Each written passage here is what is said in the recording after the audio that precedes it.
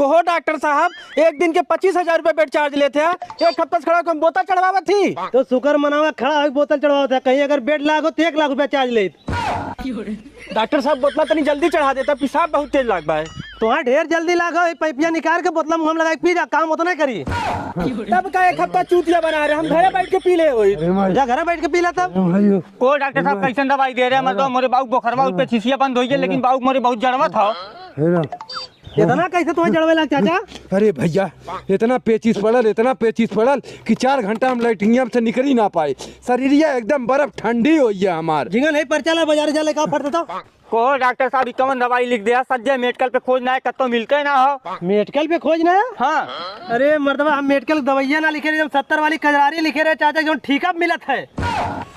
वह काम करी, दवाई काम करी। हाँ डॉक्टर साहब, हाँ उसे एकदम हम ठीक आई। अब तो डॉक्टरी बहुत बढ़िया चली डॉक्टर साहब। फट लेगा